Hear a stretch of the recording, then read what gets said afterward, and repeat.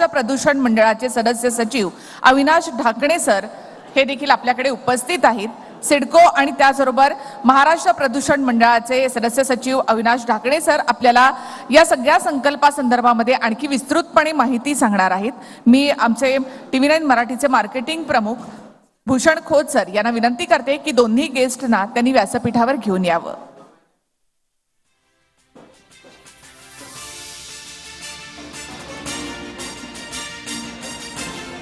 जी sir, Maharashtra प्रदूषण मंडळाचे सदस्य सचिव श्री अविनाश ढाकणे सर यांनी देखील व्यासपीठावर यावं।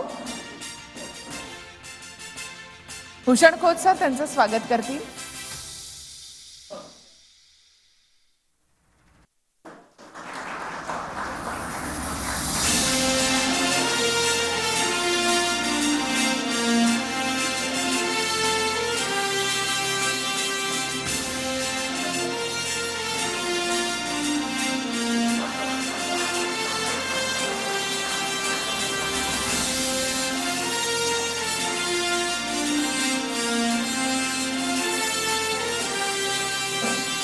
खोत सरांना विनंती आहे की त्यांनी मंचासमोर स्थानापन्न व्हावं आणि या पुढच्या कार्यक्रमाची सूत्र माझे सहकारी सागर जोशी आणि वृषाली यादव सरंग यांच्याकडे सोपवते।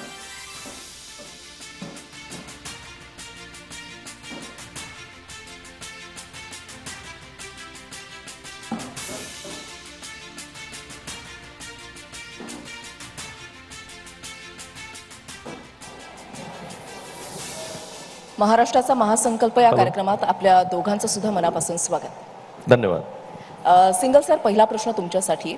सिडको जी आहे ती एक अशी संस्था आहे जी पूर्ण शहर वसवत असते आणि शहर वसवताना मायक्रो प्लॅनिंग फार महत्त्वाचं आहे, तर शाश्वत विकासाबाबत तुम्ही काय सांगाल? सिडको ज्याच्या स्लोगनच आहे शहरांचे शिल्पकार, सिडकोची स्थापना सन 1970 मध्ये झाली आणि जसं आपण सांगितलं त्याचा जो उद्देश होता नवीन शहर वसवायचेच आहे। आपण आतापर्यंत वाशी, वेलापूर, पनवेल आणि त्याच्या पल्लीकडे जाऊ इव्हन जेव्हा सिंधुदुर्ग आणि पालघर डिस्ट्रिक्टची निर्मिती झाली त्यांच्यासाठी सुद्धा लँड एक्वायर करून आपण ऑफिस वगैरे बनवलेलेच आहे। हा नवीन जेव्हा शहर वसवतो तेव्हा सर्व गोष्टीच्या मायक्रो प्लॅनिंग करून प्रत्येक गोष्टी जो नवीन शहरासाठी आवश्यक आहे ते आपण त्याचा समाविष्ट करतो। आता शाश्वत विकास म्हणजे काय?